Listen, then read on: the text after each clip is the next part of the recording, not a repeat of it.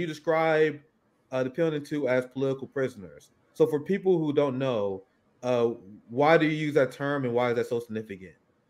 Well, like today is May Day, right? And then we know what follows May Day. And I know y'all are doing a program on May Day, so I won't go deep into that. But and we know what follows May Day is the Haymarket massacre. And we often talk about just the massacre of the people that how the police, the Pinkerton police, beat people up.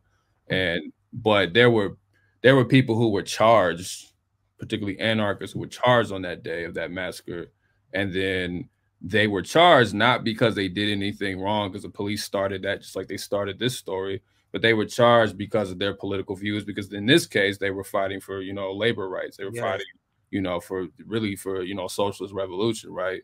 And there were several of those people who were hung, right?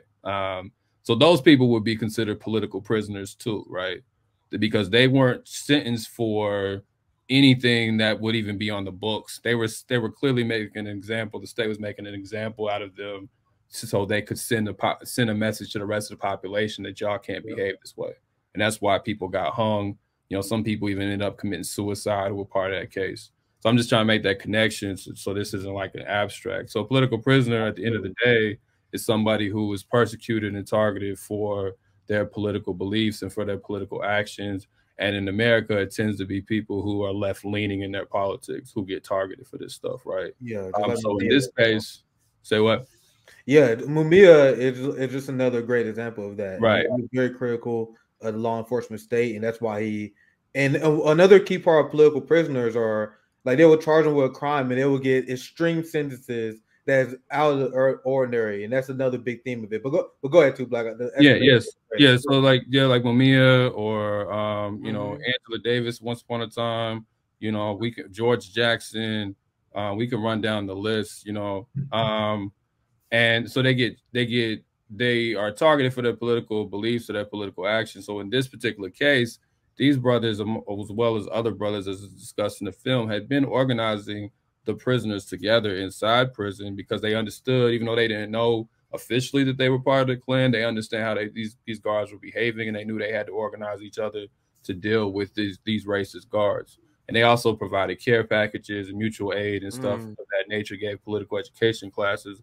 All of this was happening before this day.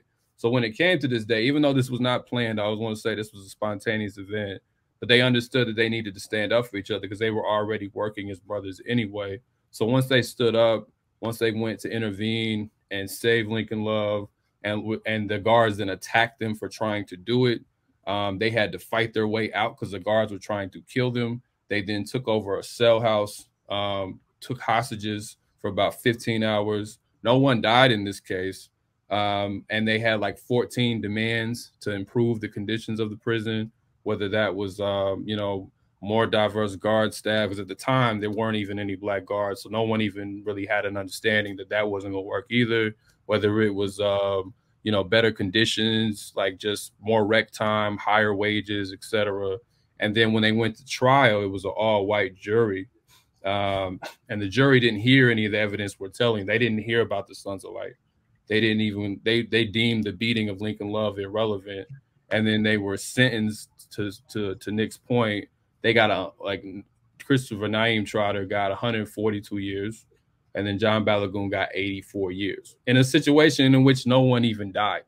At worst, people were stabbed and they went to the hospital for a few days, and they might have been traumatized in it. And even when they took the hostages, they protected the hostages because they knew if they didn't protect the hostages, that if we think about like Attica or something, when someone died in Attica, the state of New York used that as a reason to kill everyone, including the guards. So they protected the hostages. None of the hostages died, and they still got 142 years, 84, 200 plus years for this, right? So clearly this has nothing to do with the actual whatever you think they might have did wrong, because they've already been in prison for 40 years. Clearly this is about the fact that they stood up to the Klan, they stood up to the state, and they protected a fellow prisoner.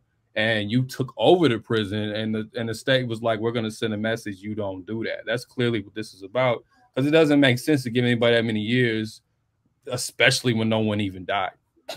You know what I mean? It doesn't even. I want to interject this part because it sort of, for me, clarifies, because we have to look at this through a slavery context here, because we're talking about a prison where slavery is legal.